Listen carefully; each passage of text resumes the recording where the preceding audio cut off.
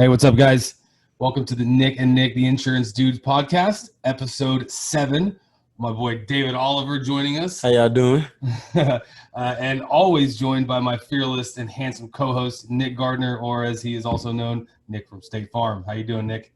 Good, man. How are y'all? Fucking fantastic, Doing bro. great, bro. Yeah, it's been a Nice. damn good day. Good deal. Y'all been busy with open enrollment? Flushed. Killing it. Literally, dude, I was laying in bed yesterday at it was like I get up at 5:30, so I was late. It's about 5:45, and it's hard to explain, but as I'm responding to Facebook messages, it says 30, 35 at the top, like unread messages. I would go through 5 or 6, and then it would just be 6 or 7 more. So it was like 35 to 40, 45 to 50, and I'm answering, and there's 3 of us doing it at one time. It's been brutal, man. But financially, it's nice. Do what? It beats the alternative. You are absolutely which is, right. Cold calling and listening to the phone ring and leaving a bunch of voicemails. I mean, the marketing y'all are doing is definitely working for sure.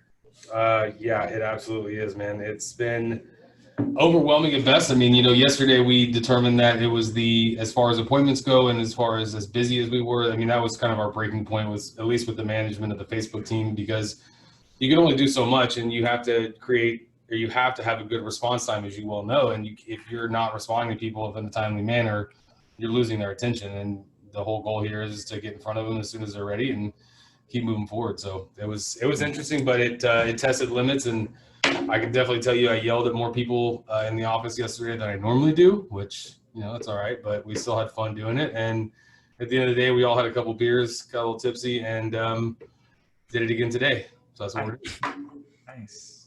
So yeah, man, how about you? How's everything going in your end of the world? It's going well. So, recently staffed up, brought on a couple new sales team members, my hunters, and we are just working on getting them trained up, up to speed with the conversation, kind of getting to where you're able to repeat a process over and over and over like it's second nature. Whether that's the conversation that you have with someone when you're quoting them, or you back up and it's the activities that you're doing every day to generate. So like the activity that you're putting in to generate those quote opportunities. So that's either phone calls or social media, or, when you reach out to a lead, are you just calling them? Are you texting, emailing, and calling, and hitting them across 3 points of communication? And once they respond and tell us which channel they want, then we'll kind of go from there. So just looking at really trying to drill down some processes, and as you build and scale this thing, it's crucially important to make sure that you have all those processes in place, and you can duplicate it really easily, right? And so I think that's kind of what I'm doing now with the team, is getting everyone to where we can just be consistent, and, day in and day out, like we've said several times, you can't control when people buy. Ultimately, people are going to buy on their time. What you can do, though, is be prepared. And, everyone says, well, you get lucky. No, luck is when preparation meets opportunity. You've prepared, you've had your conversations, you're a closer. And when you've done all your preparation, now that person is wanting to buy, there's your opportunity. You close the deal, everyone else sees that you just got lucky. No, man, I've been practicing for this for freaking years. You know what I mean? Yeah. It took me 11 years to become an overnight success, bro. Right. Exactly. Exactly. When y'all are asleep and I got the lights on working, you know what I mean? Yeah. When y'all, and people tell me all the time, like, man, I saw the lights on at your office. You were there late. And I said, yeah, man. I mean, that's, unfortunately, fortunately, throughout the day, it is pretty busy with walk-ins, call-ins, and whatnot. So a lot of my work gets done when everyone else, like, I don't have team members asking me questions, the phone's not ringing, my email's not blowing up, people aren't walking in. At that point in time, I'm like working on the business, or maybe I've got some life follow-ups, but yeah, man. So that's where we're at for the month. Started off strong this month, actually. Started off really strong. Talk about you, real quick. Talk about you. I know earlier you and I have talked about it, but what's going on with your record month, bro? What's going on with you guys being being best in the long ago 2 years in a row, which we've already discussed, but B, just being the badass agency that you are? Well, Or that you run. so I mean, made some great hires, and you're only as strong as your weakest link on your team. And just one of the things that I can't remember where I've heard this from. A lot of people say similar things. So I don't know that any one person has the silver bullet, but your team, your payroll, your team is your biggest expense. My biggest expense every month by a long shot is my payroll. That's my team. And a lot of people look at your team as an expense, right? Like, oh, I got to pay these guys payroll. It's an expense. Where in reality, that's an asset. And without your team, you're nothing, right? Like without me here, they can still run this thing. Without them, I struggle. And so my team is my biggest expense, and that in reality, it's my biggest asset. It's my most expensive asset that I own. And so I want to make sure that asset is paying the dividends and they're taken care of and continuing developing and making sure they're the best that they can be, better than you were yesterday. And so, so I put together this team, had a record-breaking month last month, my best in my entire agency career. And I'm in like 3.5 years in now. We were number 6 in the territory out of like 41 agents, which is pretty awesome. Pumped about that. But kind of speaking of consistency, it's one thing to step up and do it 1 month, but then to be the person I just for personal reasons don't want to be the guy that's like the flash in the pan. I know it's Masters Week. It's Masters Week. My boy Jordan Spieth, I love him, but dang, if he's not like a one-hit wonder right now. I mean, I know he got a couple majors, but the dude has been struggling. Like he flashed, and then like, what has he done lately? Sales is very much, what have you done for me lately? Yep. And, we had a record-breaking month last month. We hit 102 apps for the month. And so that's now our bar. That's where I'm trying to get every single month. So I want to duplicate the processes and the things that we did last month again this month. And then let's keep that rolling. Like we're on pace right now. If we extrapolate what we've done so far through the 12th, if we extrapolate that, we should better this month than last month. However, I know that there is like a holiday week here at the end of the month. I'm not trying to like really tell anyone about that here in the office. Like I'm hoping they don't know that there's Thanksgiving coming up. Yeah, you don't want anybody to do. The second that people take their foot off the throttle is when you start seeing, and to your point, the measurables, when you start seeing that decline. And it's just, even though it's minute, it's still existent. And right.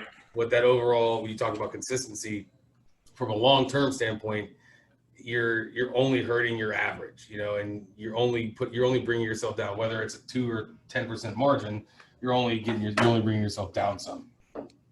I get it. So just out of curiosity, David, I know we haven't brought you into this too much, but I'm just absorbing information, man. Yeah, man. So in your experience so far in this office, and obviously in your sales experience, like, how do you involve, how has consistency created success or not created success for you? Because I know it's hard to keep track of, and I know it sounds crazy, but are you creating measurable results? Are you being able to say, okay, this is what I'm doing right, this is what I need to change, this is how I'm going to get to where I am? What are you doing? I mean, like you guys were saying, consistency plays a big part. So I just try to take the things I do on a daily that work for me and keep making those things happen again. So I know if I get on a call and I see or I said this way and it worked, I try to keep those things going. So just taking it day by day and changing piece here and piece there until I get the whole puzzle put together. Yep. You're new into this, right? Yes, sir. Can you hear me? Is my mic good now? Oh yeah. Do you have your directional mic on, or you have using something else? No, I have the directional mic on. Oh, okay. Yeah, I don't know. It sounded a little echoey earlier, so that's why I asked. What about now? Much better. I got it. All right. Anyway, so David, let me ask you a question. So you're 2 weeks in, right? About, yeah, 2 weeks officially. Okay. So you have a lot, there's like a lot to learn as far as like the policies they perform and everything. You know, are you doing any studying like outside of work hours, or is it just like all during work hours? I know for sure. I'm at home. When I get off, I'm constantly looking up information, looking up even just like fun facts about insurance, things that people may not have known. I look up everything, man. I'm constantly trying to figure out, our product and competitors' products, so that way, I can respond to anything thrown to me. So definitely, it's a on and off the job type of thing. Right. I got you. Yeah. That's one of the things I identified, and it was hard, I believe, at first for my team to grasp is, one of the girls here, like, hey, you went to college, right? Yeah. Okay. So you're used to like, how much time did you study when you're in the classroom versus like you had that lecture and you kind of went through some things, but then like a lot of your studying, a lot of your time was in the library going it's hours and hours. And jumping into the insurance industry, it's the same thing. You gotta be a master of your craft, you know and know it inside and out and front and back, and you'll get that confidence. And once you have that confidence built, man, look out. You give a salesperson Yep. a little bit of confidence in the product, and they taste that victory, and you go, so how much was that commission? Yeah. Okay, bam, let me do that again, and let me do that again. Especially when it, that one deal you closed that, the entire annual premium was only like $2,000 and it paid you half of it. You're like, I like this. Yeah, that's awesome. Heck yeah. Oh Yeah. yeah, man. Nice. Dude, Nick, you and I have talked about this a lot, and David, I want to share this with you, is that why I feel like I'm successful is because I'm able to criticize myself and also take criticism from other people. I think this plays a big part in your consistency, because if you cannot create something that's duplicatable, is that a word? Yeah, duplicatable, and be able to, pass it on to somebody else or recreate it and continue to do it, you're never going to have consistency. And so you have to find a process. And I like what you said when you mentioned you listen to what you say and say, okay, tweaking words, and it could be an individual word or a sentence, and that could literally be the tipping scale of you closing a deal or not closing a deal. Would you agree, Nick? Oh yeah. Yeah. And I love that you have the mindset of being able to, because you got 10 years, Nick and I got 10, 11 years on you. So it's good to hear you say shit like that. But, if you can keep building on that, that's what's going to, I think, make you the best agent you can possibly be, in my opinion.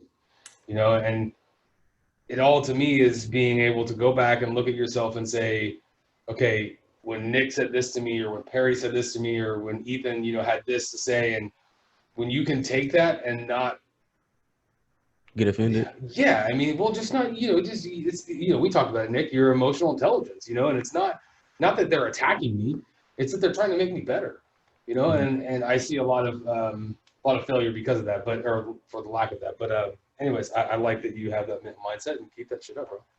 And it's cool too, because you get people, at least in our environment, there's people around me that I feel like are there to help me out. Everybody wants to succeed, so everybody's got pointers and different things you can take from everybody. So that's pretty cool. I know that. So, I'm gonna say one thing. I'm gonna let you. Sorry, I know you got something to say, but one thing I know Nick is big on. So am I.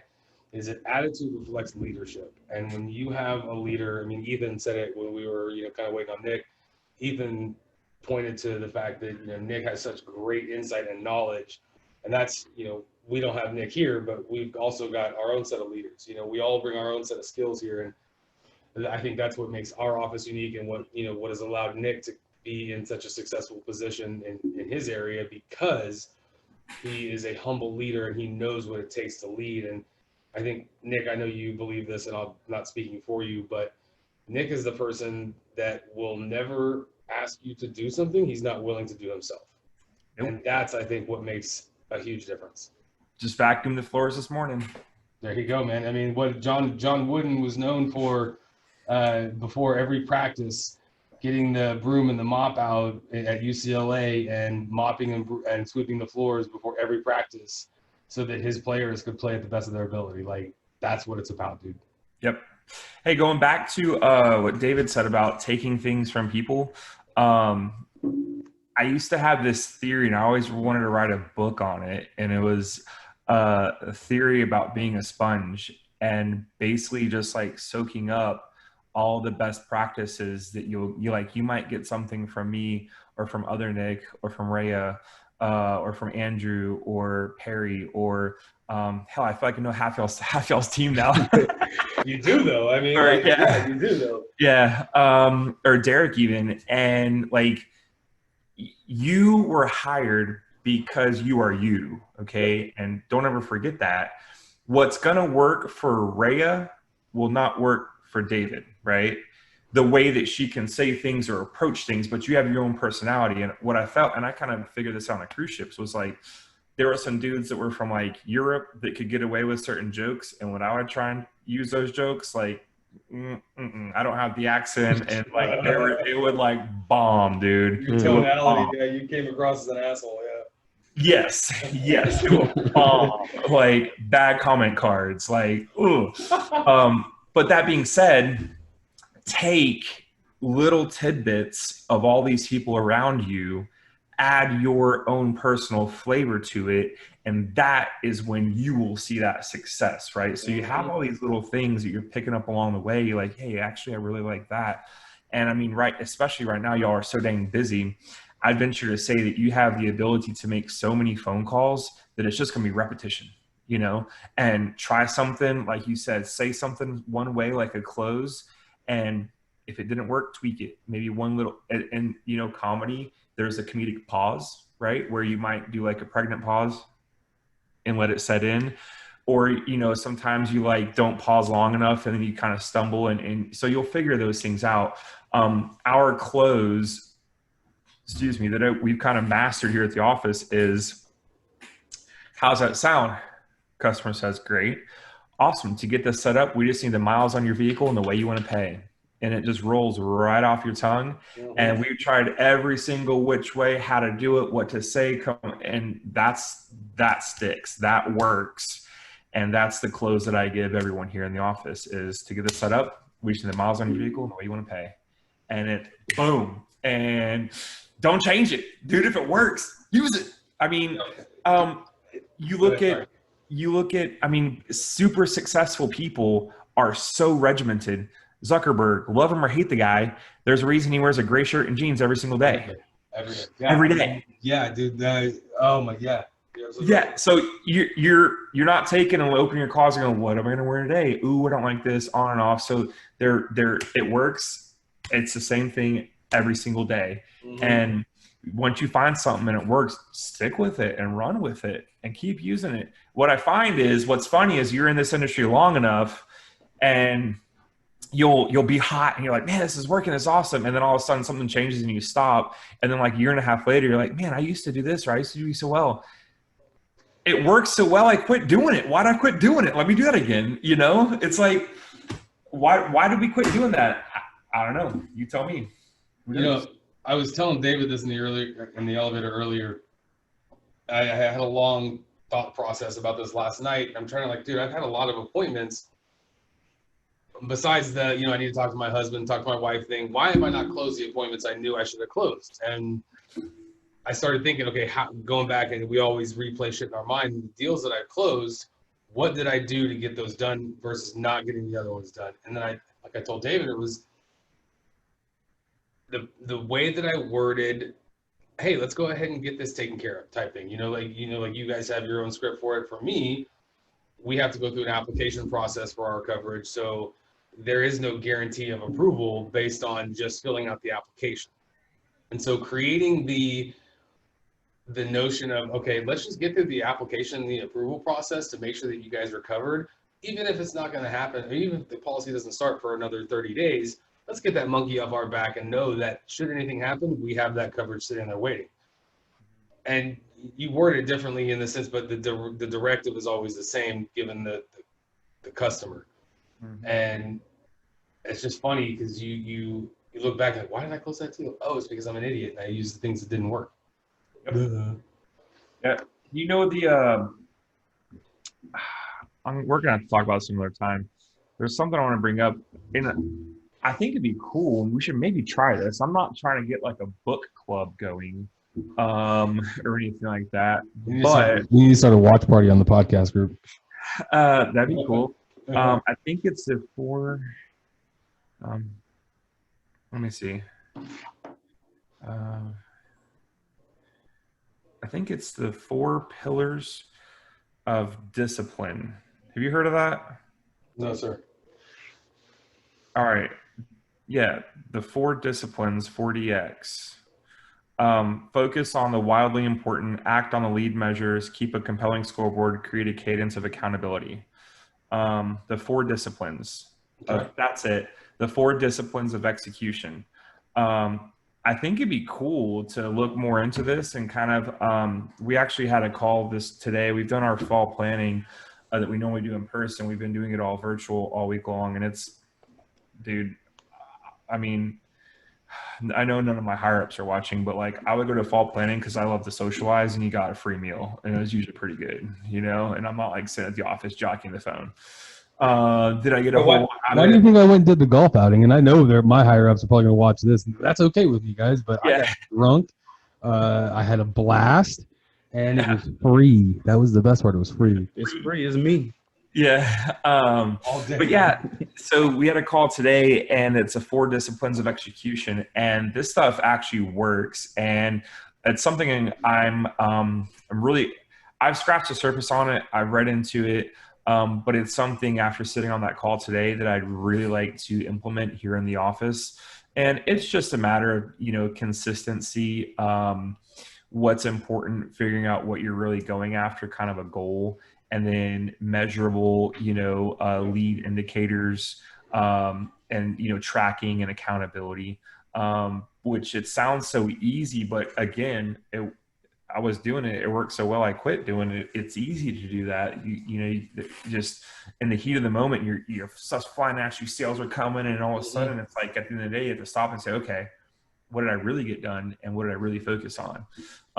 So I think we should look into that. I don't know if there's any copyrights or whatnot on it, but I'll have to look into that some more. But that stuff it's good stuff, man. It's great to live by. Well, it's stuff that we've talked about and we preach ourselves, you know. I mean, like, you know, I have my own system of, in a sense, accountability, but it's running a business. You know, you've got to keep track of every movement in the sense of making the call, sending the text. Like literally, dude, I have my phone, three emails, my phone, my social media, all connected to my CRM, so that anytime I make a move, it's tracked. And you know what? It costs me a little bit of money per month to do that, but it's definitely well worth it when I know that at the end of the month, I can see, okay, what did I do and what did I not do? And again, it's all about, and we talked about this since day one, Nick, it's how do you create the measurable results to review and to tweak and to become better? Because if we're not growing, we're staying stagnant. And my biggest fear in life is not, you know, losing my money or, you know, whatever. It's being in this same place 365 days from now. And I'm the only person that can change that. You know, every Friday we have a meeting, and we always end with a couple of things, but the biggest thing is that we are in charge of our lives. We are in charge of our destinies. You, Nick, are in charge of yours. David, yours, and mine. Nick, myself. And if we're not going to, oh, sorry, I'm looking at something. If we're not keeping accountability to ourselves, if we're not putting ourselves in a position to be audited, and also, like you mentioned, take a step back and say, okay, what did I not do today? We're never going to get better. Right. Yeah. Yeah, man. I think we need to start wrapping up the drill. Yeah, I know you got stuff to do. So, hey, real quick, I got to give a shout out, or I got to, I guess, do a selfless promotion here. If you have not seen the post on our Nick and Nick, the Insurance Dude podcast group about our new stream on Spotify, here it is. We're on Spotify. Go check it out. Nick and Nick. Does that mean we made it? Yeah. We made it. Like we're here. Yeah. Now we David, now we do got you to get know- Nick to stop playing around Dahlonega, Georgia, and get us onto YouTunes or iTunes. David, do you know that like we are killing it in Indonesia? In Indonesia? Dude, have Nick tell you sometime. We're like, we're kind of a bit like, we might be like micro influencers. You know, we're not like huge yet. We're not like Kardashians, but like, I mean, those people in Indonesia can't get enough of this podcast, man. And they are going to love you. I mean, this episode right here should just be through the roof, dude. Yeah, dude, Hey, hopefully I can get some Indonesian fans. I've never had any of those bro, before. So. we had the first video Nick and I ever did had like 11,000 views, and I would probably say like 60% of them, from what the analytics say, was Indonesia. I'm like, It's crazy. hey, Mr. Worldwide. Yeah, You guys go to Indonesia and step off the plane. There's a whole bunch of people waiting on That's you. what we thought too. Like, Nick and Nick. Oh no, but we'll see. I mean, you know, the whole goal here is, I mean, look, we know this is a long journey as and everything. You know, we play the long game. We know that initial success at the beginning was, you know, whatever it was. Our goal now is we're consistently bringing good shit to the table. We're consistently challenging our audience. We're engaging with everybody. We're bringing in people like yourself to make this show not just about what Nick and I know, but more about what we're experiencing, not just in the insurance business, but also in life. Because, look, I know I'm a firm believer in that every day we are selling ourselves in some capacity. So the things that we talk about here apply to everyday life. And ultimately, we want to connect with people. It's about bringing people together that have common ideas, common mindsets, and ultimately trying to accomplish a common goal. And that's what we're here for, man. It's just about fun. And everybody that ever does this with us, when they leave, they're like, this is the most invigorating thing ever. And it's fun. I definitely enjoy myself being here with you guys. So, hey, if y'all ever need me back, I'm here every day. So here every day, man. Yeah, at every single transaction, not just every day you're selling, every single transaction, you're either selling what you want to do or you're buying why you can't do what you want to do.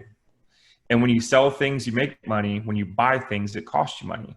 Yep. So that's what I tell my guys here, my girls here is, hey, when you're calling about this insurance, you're either selling insurance and you're making money, or you're buying why you can't run them a quote. You're buying why they're not going to buy your insurance, and that's going to cost you money because you're not going to make any commission.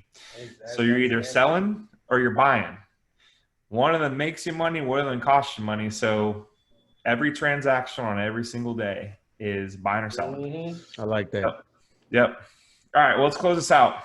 Yeah, brother. I'm going to leave that one on you. You never close this out. You're always the shy one. This guy's shy. Actually, I'm kind of shy. But no, hey, thanks for joining us, folks. We really appreciate y'all. Engage. I know we're almost, by the end of this week, we hope to be at 300 people in the Nick and Nick Insurance Dudes podcast group on Facebook.